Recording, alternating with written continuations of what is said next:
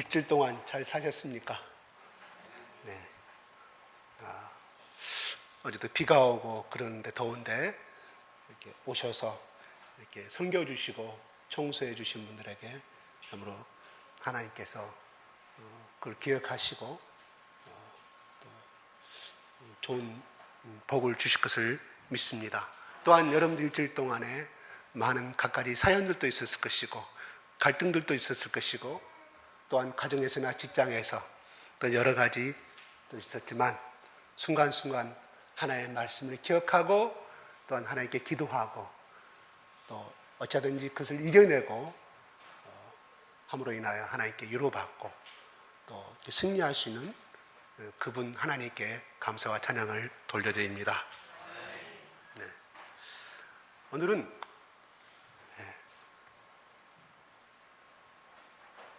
날 때부터 소경된 거지 소경을 예수님께서 눈을 뜨게 하신 사건입니다.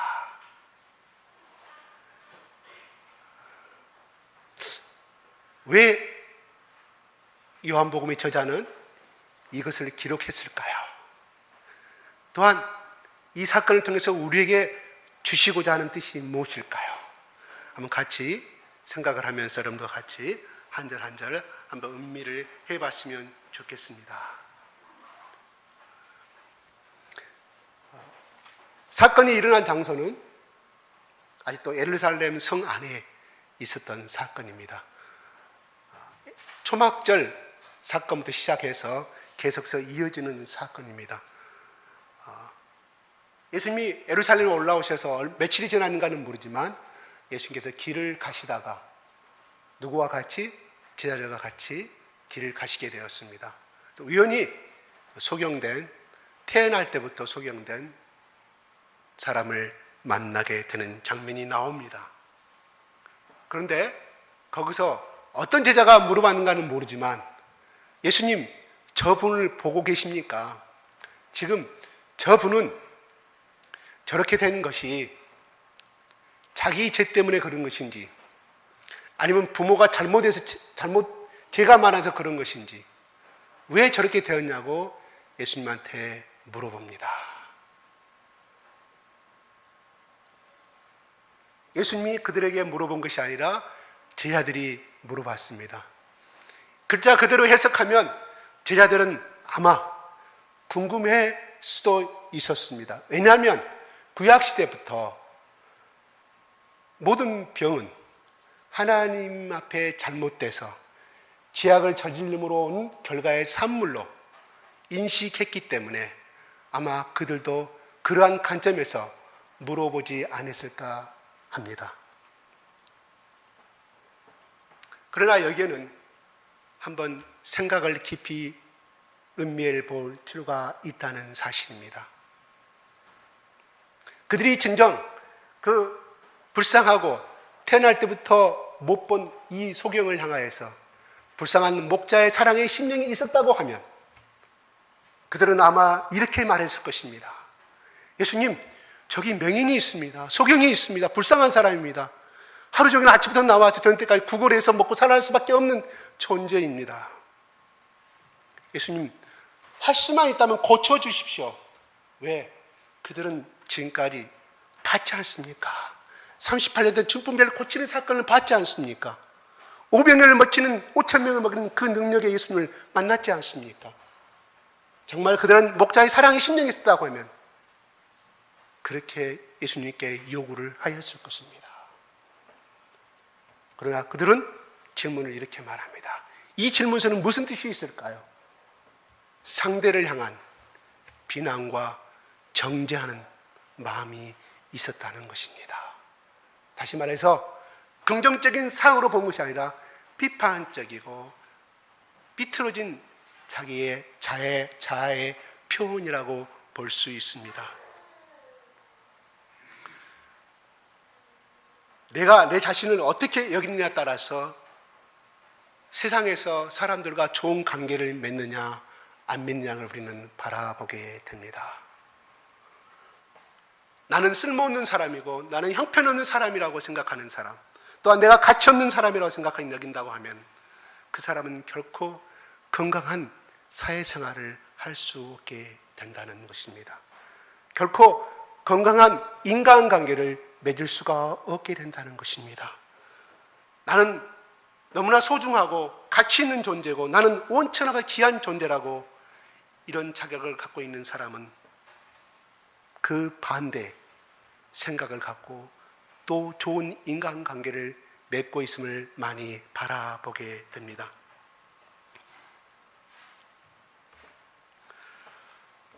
건강하지 못한 부정적인 자아상을 갖고 있는 사람은 언제나 상대를 향해서 어떤 사건을 보더라도 비판적이고 절망적이고 약간 정상적인 눈으로 보지 못하는 사람들을 많이 보게 됩니다.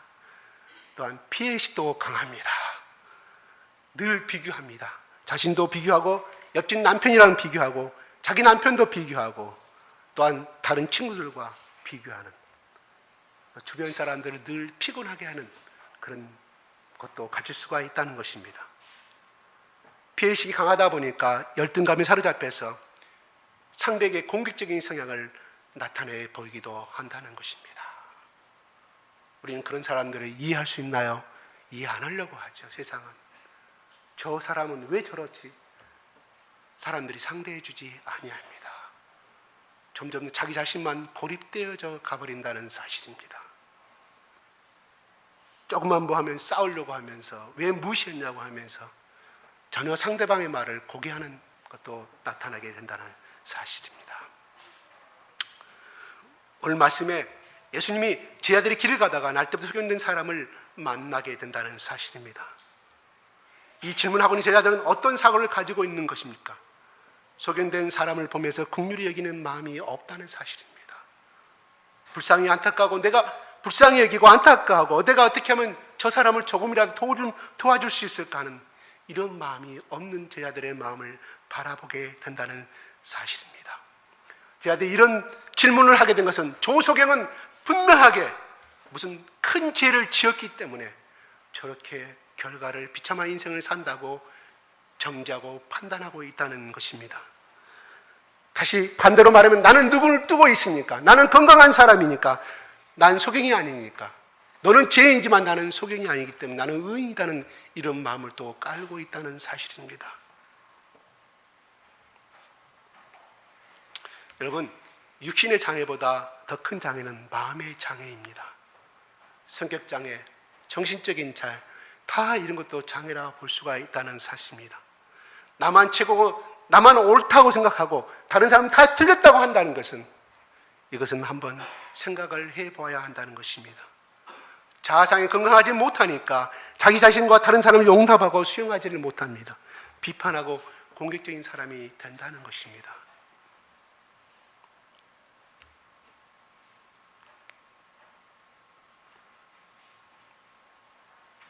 우리가 인생에 한번 태어나서 60평생, 70평생, 80평생을 살면서 보다 멋진 인생, 건강한 인생, 남들이 봐도 내가 생각해도 우리 이 땅에 태어났으면 멋진 인생을 살고 가야 되지 않겠습니까?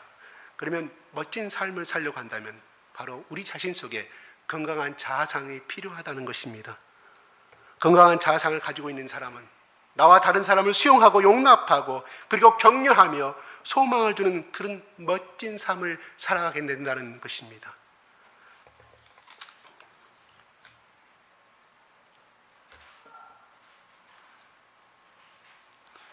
우리가 삶을 살아가면서 과거지향적인 사람은 발전이 없습니다. 늘 과거만 생각하고 내가 과거에 어땠는데 내가 어떤 사람이었는데 이런 것을 갖고 살아가는 사람은 발전이 없습니다. 중요한 것은 내가 현재를 산다고 할지라도 항상 미래지향적인 삶을 살아야 하는 것이 중요합니다. 과거와 현재를 뛰어넘어서 더 앞으로 다가올 내 인생, 앞으로 남은 인생이 얼마나 멋지게 펼쳐질 것인가를 긍정적으로 생각하고 꿈꾸며 살아가는 사람이 바로 하나님께서 그 사람을 쓰신다는 사실입니다. 이 사람은 무엇 때문에 이렇게 소경이 되었습니까? 제 아들은 이 사람이 소경이 된 것은 과거의 죄 때문이다. 부모가 지은 과거의 죄 때문이다, 아니면 자신의 과거의 죄 때문이라고 말하고 있다는 것입니다. 전생에 지은 죄가 많아서 그렇다고 우리들 흔히들 그렇게 말하지 않아요. 과거의 죄 때문에 이렇게 속인됐다고 이렇게 지금 그들은 바라보고 있습니다. 그들은 미래를 전혀 바라보지 못합니다. 과거 지향적입니다. 그런데 예수님은 이 질문에 향해서, 정자는 그들을 향해서 예수님은 답변은 뭐라고 말씀하십니까? 예수께서 대답하실 때 같이 한번 읽으실까요? 3절 시작.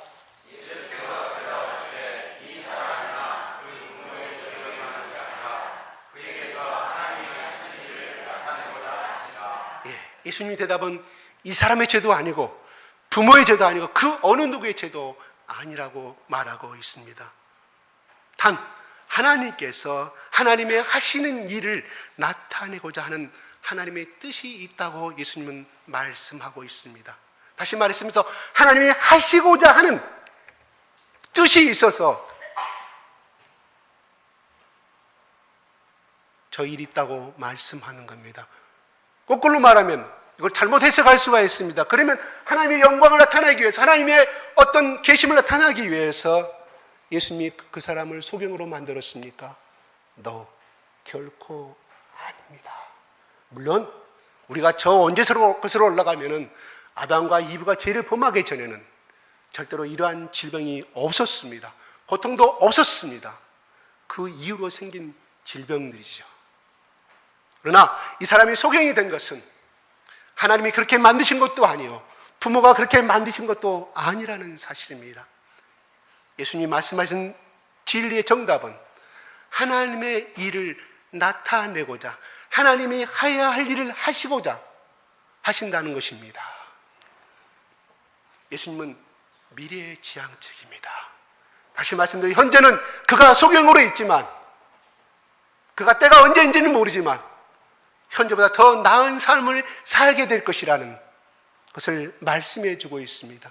하나님의 그를 타치하시며, 그를 인도하시며, 그에게 은혜 주시며, 그에게 축복 주시며 하나님의 영광을 그를 통하여서 나타낼 것이라는 예수님의 뜻이 담겨진 답변입니다. 예수님은 이 사람의 과거나 현재를 보시는 것이 아니라 이 사람을 통해서 행하실 하나님의 놀라운 일을 그려보고 있다는 것입니다. 기대하고 있다는 것입니다. 꿈을 가지고 있다는 사실입니다. 믿음은 과거를 통해서 현재를 보는 것이 아닙니다. 우리 믿음의 사람은 과거를 통해 현재를 보는 것이 아니라 현재를 통해 미래를 본다는 사실입니다. 사도 바울이 뭐라고 고백합니까? 로마서 8장 19절 이렇게 말합니다. 생각하건대 현재의 고난은 장차 우리에게 나타날 영광과 비교할 수가 없다고 사도 바울은 자신 있게 선포하고 있습니다. 그는 돌로 쳐 죽음을 당하고 38대 39대를 맞으면서 우물가에 쳐 죽음을 당하는 그런 상황 가운데서도 그는 그 고난 가운데서도 있었지만 그는 과거를 본 것이 아니라 그 현재 고난당은 예수님, 내가 예수님을 종이 되겠고 내가 하나님 위해서 이렇게 복음을 증거하고 있는데 하나님 나에게 왜 이런 고난을 주십니까? 항변하지 아니했습니다. 이것은 장차올 영광과 비교할 수가 없다는 사실을 그는 깨닫게 됩니다. 우리는 고난의 대명사하면 구약의 인물 욥이라고 생각할 수가 있죠. 믿음의 사람 욥은 뭐라고 고백합니까? 욥의 23엽기 23장 10절에 이렇게 말합니다. 나의 가는 길을 오직 그가 아시나니 그가 나를 단련하신 후에는 내가 정금같이 나오리라. 금은 금인데 깨끗하고 순도 높은 99.99%의 그 금으로 하나님께 나를 빚어주실 것이라고 욥은 고백하고 있습니다. 고난을 당한 자만이 하나님의 사랑과 은혜를 알 수가 있습니다. 고난을 당하지 아니한 사람은 절대 부모의 사랑과 은혜를 알 수가 없습니다. 사내들인 남자들이 군대 가면 효자가 된다고 합니다. 그때서 사나이다운 사나이가 된다고 말합니다. 왜냐하면 찌빡 고생하거든요. 얻어 터지죠. 밤 12시, 새벽 2시까지 태권도 연습해야 합니다. 또한 에모스 교육받는다고 밤 새벽 5시까지 날새기로 훈련받아야 됩니다. 또한 천리행군이라고, 천리행군은 저는 받자 보냐, 공수부대 사람들 받으니까 일반 육군들 받잖아요. 나갔다면 기본이 2박 3일 잠 안 자고 걷잖아. 육군 보병들. 해병대는 전 잘 모르겠습니다. 저 육군 출신이라. 해병대는 더 빡세게 훈련받죠. 거기서 엄청나게 기합을 주고 훈련시킨 다음에 저교들이 어떻게 합니까? 마태복음 14장 누구 시킵니까? 무슨 노래 시켜요? 나 실제의 괴로움. 어머니 은혜를 노래를 시킵니다. 다 울어요. 거기서 눈물 찔끔찔끔 짜고 엉엉 울면서 다 끝까지 다 못 부릅니다. 왜? 어머니의 사랑이 생각이 나서. 그죠? 아버지 생각이 사랑이 나서 웁니다. 다 울어요. 만약에 그 군대 생활이 편하고 또 편하고 360을 잠재워주고 훈련도 안 시키고 있을 때 어머님 물에 부르라고 하면 글쎄요, 몇 명이나 울까요? 고난이 아니기 때문에, 고생하지 않기 때문에 울지 않습니다. 왜? 현재의 생활이 편하거든요. 예, 그렇습니다. 우리가 예수 그리스도 안에서도 마찬가지입니다. 우리에게 고난이 다가왔을 때 그때서 우리는 예수님의 사랑을 체험할 수가 있다는 사실입니다. 바울은 왜 그렇게 위대한 바울이 될 수 있었을까요? 바로 예수 그리스도의 복음을 전하다가 예수님보다 더 많은 큰 고난을 받은 사람이 바로 바울입니다. 바울이에요. 그렇기 때문에 그는 예수님의 사랑을, 하나님의 사랑을 100% 수용할 수가 있었다는 사실입니다. 그래서 내게 능력 주지 않은 내가 모든 것을 할 수가 있다고 사도 바울은 자신 있게 고백하고 있다는 사실입니다. 예수님은 그 앞을 못 보는 정말 소망이 없는 그 거짓 소경을 바라보면서 하나님의 행하실 일을 기대하고 있습니다. 모세가 40년 동안 광야에서 양치는 삶을 삽니다. 그 전에 모세는 공중에서 40년간 왕자를 살았습니다. 그러나 자기 동족을 괴롭히고 핍박하는 그 애굽의 군사를 죽임으로 인하여 그는 도망을 가게 됩니다. 40년 동안 그는 무슨 생활을 했습니까? 오직 밤에는 하늘의 별만 쳐다보고 낮에는 양치는 한갓 목동에 지나지 아니하였습니다. 그는 아마 하나님께 이렇게 고백했을 것입니다. 하나님, 나는 당신의 백성을 위해서 이렇게 내가 의를 행해 있는데 나에게 돌아온 결과가 무엇입니까? 고작 내가 40년 동안 이렇게 매일 일어나서 양을 치고 돌보는 일은 해야 되겠습니까? 복과 기대가 이 양의 젖을 잡고 내가 우유를 짜는 일을 해야 되겠습니까? 아마 모세도 그렇게 원망했는지도 모릅니다. 그러나 모세가 양치로 40년간 그 삶은 광야에서 고생한 바로 그 원인은 바로 앞으로 40년 동안 이스라엘 백성을 광야에서 인도하는 지도자로 세운 하나님의 손길이요 하나님의 비전이었습니다. 바로 미래를 위한 훈련이었다는 사실입니다. 미래를 위한 고난이었다는 사실입니다. 우리는 과거 지향적이 아니라 미래 지향적인 사람이 되어야 한 줄로 압니다. 오늘 우리에게 주어진 이 물질도 내가 수고하고 내가 땀 흘리고 내가 고생하고 노력한 대가이다고 고백하는 것 맞습니다. 내가 축복을 받는 고백의 원인도 될 수가 있습니다. 그러나 엄밀히 바라보면, 엄밀히 이 말씀도 분석하여 보면 바로 과거 지향적인 해석입니다. 우리는 미래적인 해석은 어떻게 해야 하느냐, 고백은 어떻게 해야 하느냐면 무엇을 위해 하나님이 나에게 이런 축복을 허락해 주셨는가 하는 것을 우리는 스스로 고백해 보아야 합니다. 무엇을 위해서 하나님께 나에게 이런 축복을 허락해 주셨는가, 이런 형통의 결과를 나에게 주고 계시는가를 스스로 미래지향적인 질문을 해볼 필요가 있다는 사실입니다.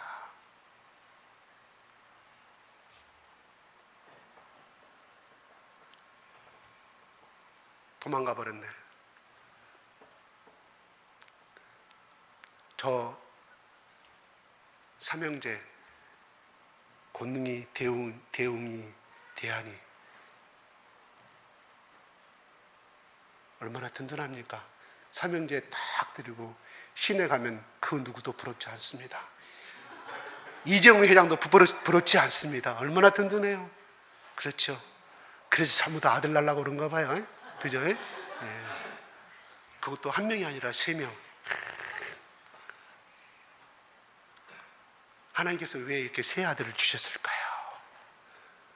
분명히 하나님 뜻이 있는 줄 압니다. 물론 아들 안 줬다고 딸만 줬다고 그게 아니라 그것도 하나님 뜻이 분명히 있다는 사실이죠. 그러나 남들에 비해서 세 든든한 사나이를 모시고 이 시간에 예배가 끝나면 또 걸어갈 것입니다. 시내를 향하여서. 얼마나 사람들이 자식 없는 사람은 부러운 눈으로 쳐다볼까요? 예, 이것도 미래지향적으로 생각해 볼 필요가 있습니다. 그냥 세 아들을 통해서 내가 효도받기 위해서, 물론 그것도 하나님 주신 축복이죠. 그러나 보다도 하나님께서 저 세 아들을 통해서 주시고자 하는 하나님의 미래지향적인 비전이 있을 줄로 압니다. 저는 모릅니다. 앞으로 40년 후가 됐을 때, 그때 우리가 하나님께서 왜 저 집안에 삼형제를 주셨는가를 알게 될 것입니다. 무엇을 위해 하나님 나에게 이런 번영을 허락하셨으며 무엇을 위해 하나님께서 나에게 이런 형통을 주셨는가를 스스로 생각을 해봐야 한다는 사실입니다. 우리가 후회 없는 멋진 인생을 살려면 한다면 그게 고난이든 형통이든 그 원인을 바로 미래적으로 해석을 해야 한다는 사실입니다. 나를 통해서, 지금 이 사건을 통해서 하나님께서 하시고자 하는 놀라운 일이 반드시 있다는 사실입니다. 하나님의 분명한 뜻이 있고 나를 통해서 하나님께서 멋진 삶을 계획하고 계신다는 사실을 우리는 미래지향적으로 고백하고 질문하고 가야 한다는 사실입니다. 예수님은 4절에 말합니다. 4절 같이 한번 읽어볼까요? 시작.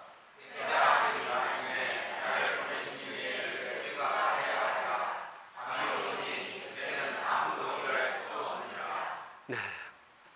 이 말은 나를 보내신 이의 일을 해야 한다는 것입니다. have to, 영어성에 must라고 나와 있습니다.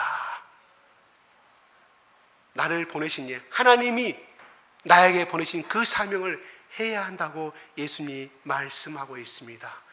여기서 중요한 것은 예수님이 내가 하여야 하리라 하지 아니하시고 왜 우리가 하여야 하라 복수형을 쓰고 있을까요? 바로 예수님과 지금과 함께 하고 있는 제자들을 향해서 하시는 말씀입니다. 낮에는 글자 그대로 해석한다면 낮에는 일을 할 수 있고 밤에는 전기가 없었기 때문에 쉬어야 한다는 것입니다. 다시 말씀드리면 예수님이 공생의 3년 반 동안에 살아있는 동안에 하나님이 보내신 그 일을 성취해야 한다는 의미가 들어있고요. 밤이 오리니 아무 일도 할 수가 없다고 말합니다. 그때는 바로 예수님이 십자가에서 죽으실 그 처해의 날을 말씀하여 주고 있습니다. 하나님이 왜 나에게 생명을 주셨는지, 하나님이 왜 나를 이곳으로 보내셨는지 제 아들아 생각해 보라는 것입니다. 하나님 나에게 주신 오늘 해야 할 일이 있다는 것입니다. 하나님 나에게 맡기신 일이 있다는 거예요. 그래서 오늘 나에게 맡겨주신 일에 감사하며 최선을 다하는 삶, 그 삶을 살아라고 말씀해 주고 있습니다. 예수님이 오늘 말씀에 보면 땅에 침을 뱉어서 진흙을 이겨서 그 속에 눈에 바르시고서는 실로암의 못에 가서 칠하는 말씀이 나옵니다. 여기서 바르신다는 말은 성결케 하기 위해서 기름을 바르신다는 그 단어를 쓰고 있습니다. 소경의 눈에 흙을 바른 것이 영적으로 깨끗함을 의식하는 행위를 말씀해 주고 있습니다. 이 말을 들은 소경은 실로암으로 갑니다. 실로암은 무슨 뜻일까요? 7절 같이 한번 읽어볼까요? 시작.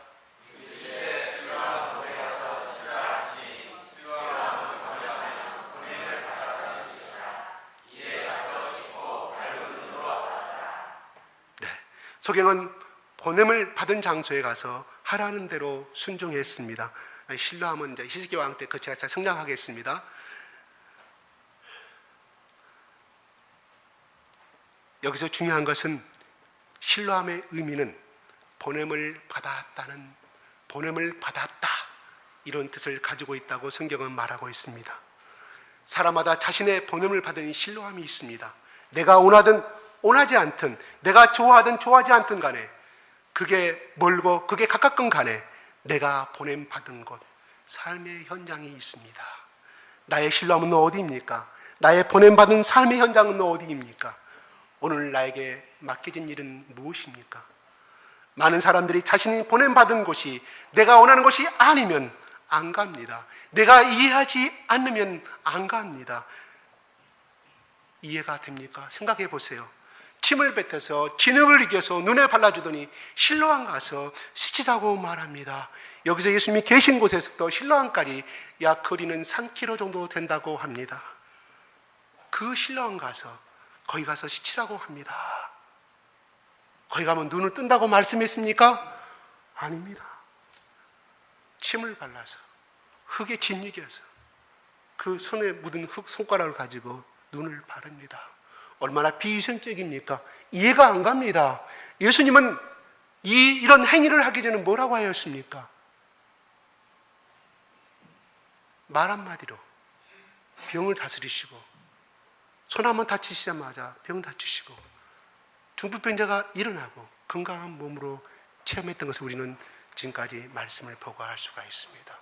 예수님이 말 한마디로 소경아 눈을 뜨라고 말하면 되는데 왜 예수님이 이런 방법을 사용하였을까요? 저도 사실은 모릅니다.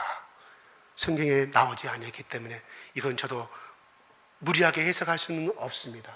그러나 창세기 2장 7절에 하나님이 흙으로 사람을 만드시고 생기를 불어넣으시니 살아있는 영령이 됐다, 생명이 됐다고 말씀이 나옵니다. 그 말씀과 비교해 봤을 때 이 예수님이, 이 소경을, 하나님을 만드신, 인간을 만드신 분도 이 예수님이십니다. 그리고 그 진흙을 향하여서 바르시고 씻으라고 하는 것은 바로 예수님이 생명의 주시요 하나님과 같이 그 시대 창세기 때 인간을 만드실 때 같이 사역했다는 의미도 포함됐다고 주석은 말하고 있습니다. 이것이 맞은지 틀린지는 모릅니다. 그러나 그렇다는 것만 참고상으로 알아두십시오. 그렇지만 그는 이해는 갖지 않았지만 그는 갑니다. 그는 낫게 해주려면 그냥 낫게 해주지 뭘 더럽게 침뱉어서 진흙을 바르냐고 예수님께 항의하지 않았습니다. 물어보지 아니하였습니다. 그냥 여기서 낫게 해주시지. 듣는 소문에 의하면 베네스다 한번에서 38년 된 병자를 그 자리에서 낫게 해주셨는데 왜 나는 저 멀리 3km까지 걸어가라고 하십니까? 이렇게 말하지 아니하였습니다. 소경이 원하는 방법이 아닙니다. 잘 이해가 되지 않습니다. 소경은 절대 이해할 수가 없습니다. 그래서 사람들은요, 예수를 믿는다고 하면서요, 자기가 보냄을 받은 신람으로 잘 가지 아니합니다. 잘 이해가 되지 않는다고 가지 아니합니다. 이 말씀은 나에게 맞지 않는 것이기 때문에 순종하지 아니합니다.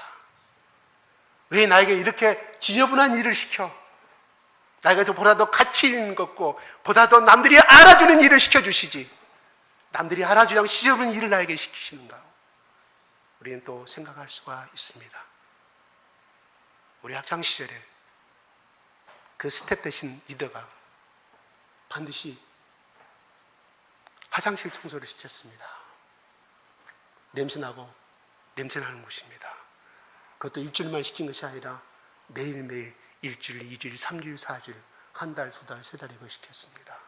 특별하게 그 사람을 제목으로 써야겠다는 사람들은 그렇게 훈련을 시켰습니다. 그의 행동과 그의 말이 어떻게 변화되는가를 관찰하게 됩니다. 그것을 통과했을 때만이 바로 2스텝 2단계로 그 사람을 끌어가게 됩니다.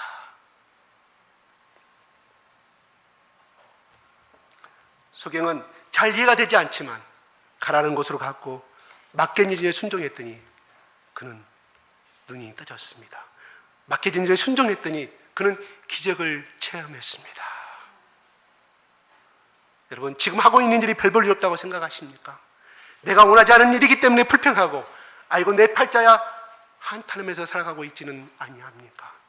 지금 내게 주어진 일, 그게 내가 원하는 일은 아니지만, 내가 좋아하는 것은 분명히 아니지만, 지금 내게 맡겨진 일에 감사하며 최선을 다해 보시기 바랍니다. 지난주에도, 이번 주 주말에도, 토요일에도 참 나이 많으시고 정말 이 더운 날, 비 오는 날 잘 움직이기 싫어하는 연령의 세대입니다. 여기 오지 않아도 집에서 할 일 많습니다. 이거 저거 따지면, 가정일 따지면 금방 12시고 금방 오후 4시가 흘러갑니다. 마찬가지입니다. 다 바쁜 가운데에서도 나에게 맡겨진 일이기 때문에 기쁨으로 와서 청소하고, 허리 굽혔다 이랬다 무릎 굽혔다라면 참으로 힘든 것은 사실인데 그런 일을 하시고 가셨습니다. 그런 일을 행하셨습니다. 맡겨진 자기 일을 해내는 사람이 큰 일도 해낼 수가 있습니다. 그러면 내가 보냄을 받은 그 자리에서 우리는 어떻게 일해야 할까요? 바로 섬김의 자세로 일해야 한다는 사실입니다. 신라암못은 도대체 어떤 곳입니까? 신라암못의 의미가 무엇이었습니까? 이 소경이 신라암못에서 밝은 눈을, 무슨 신라암의 의미가 있었기 때문에, 무슨 능력이 있었기 때문에 신라암 가서 물로 씻었는데 눈을 가질 수 있었을까요?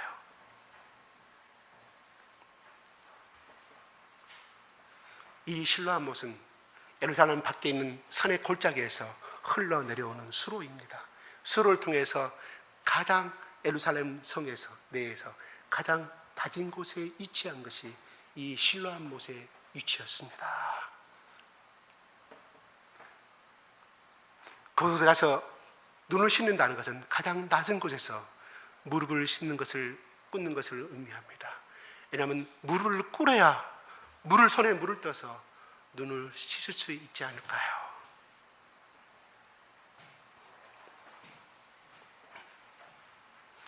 주님께서 소경에게 실로암에 가라고 하신 것은 단순하게 샘으로 가라는 의미가 아니었다는 사실입니다. 그것은 가장 낮은 곳으로 가라는, 가장 낮은 곳에 거하라는, 가장 낮은 곳에서 있으라는 주님의 뜻이 담겨진 말씀입니다. 다시 말해서 가장 낮은 마음의 소유자가 되라는 주님의 명령이었습니다. 명령에 쫓아 가장 낮은 곳으로 가서 가장 낮은 마음으로 무릎 꿇었을 때 그는 즉시 밝은 눈으로 지금 자신과 함께 계시는 주님을 볼 수가 있었다는 사실입니다.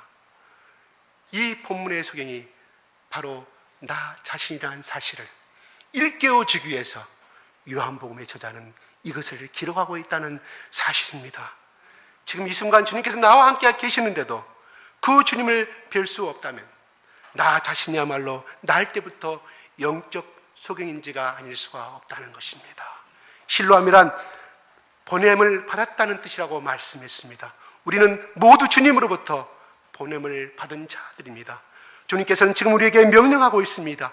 실로암으로 가라, 가장 낮은 곳으로 가라, 낮고 낮은 마음의 소유자가 되라고 말합니다. 대체 그 이유가 무엇일까요? 왜 실로암의 사람들, 낮은 마음의 소유자만 주님을 뵐 수 있는 밝은 눈을 갖게 되기 때문입니다. 주님께서는 실로암보다 훨 낮은 짐승의 먹이통인 구유에서 태어나셨음을 우리는 잘 알고 있습니다. 실로암보다 더욱 더 낮은 빈촌 나사렛에서 살아셨습니다. 실로암보다 더 없이 낮은 갈릴리에서 공생애를 시작하셨고, 실로암과는 비교 자체가 불가능한 세상에서 가장 낮은 사형수의 형틀, 십자가 위에서 몸이 찢기시고 장에 찔리시고 피를 흘리시고 돌아가셨습니다. 하나님의 독선자임에도 비천한 인간의 모습으로, 가장 가난한 자의 모습으로 낮고 낮은 이 땅에 오신 주님, 그분이야말로 가장 낮은 마음의 소유자였습니다. 그러기에 낮은 자만이 만날 수 있고 낮은 자만이 사귈 수가 있다는 사실입니다. 마태복음 20장 28절에 예수님이 이렇게 고백합니다. 인자가 온 것은 섬기러 온 것이 아니라 섬기려 하고 모든 사람을 위하여 몸을 바치게 이 땅에 오셨다고 예수님은 고백하였습니다.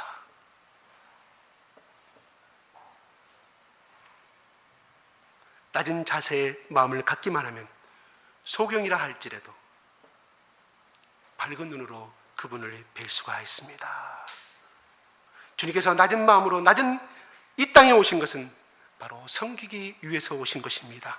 이 땅에서 가장 천한 것까지도 섬기기 위해 비천한 구에 나셨고, 우리는 여기서 낮은 마음이란 곧 섬기는 마음, 자기를 위하는 마음이 아니라 남을 위하는 마음을 알게 됩니다. 우리가 신뢰함으로 내려가고 낮고 낮은 마음으로 남을 섬기는 마음, 남을 위하는 마음으로 가질 때 바로 그 마음의 눈을 가진 자만이 이 땅에 우리를 섬기러 오신 주님을 밝히 뵐 수가 있다는 사실입니다. 남을 섬기는 마음을 지닌 자만이 눈으로 우리를 섬기는 주님을 뵐 수가 있다 하는 것입니다.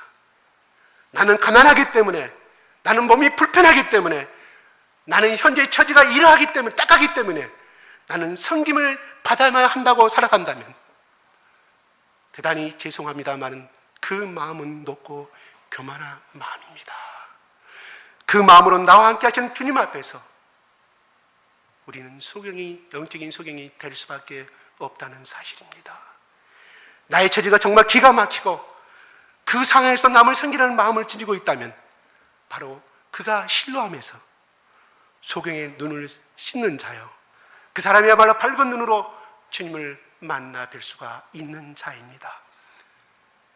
세상에서 어느 누구도 우리는 천년만년 살 수가 없습니다. 여기 앉아 계신 모든 분들 앞으로 100년 오면 다 이 세상에 없는 분들입니다.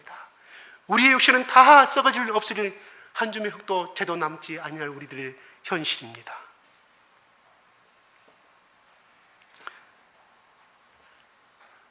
생명이 있는 동안 주님을 믿는 자라서 우리가 남은 생을 살아야 하는 것이 제가 말씀드리지 않아도 굉장히 중요한 것임을 알게 됩니다. 그래서 생명이 있는 동안 주님을 믿는 자로서 다른 삶을 살아가는 것도 중요합니다. 매일 신뢰하면서 눈을 씻는 마음으로, 맑은 눈으로 주님을 뵙고 쫓는 자의 삶과 높고 교만한 마음이기에 주님 앞에서 속인된 삶이 결코 같을 수가 없다는 사실입니다.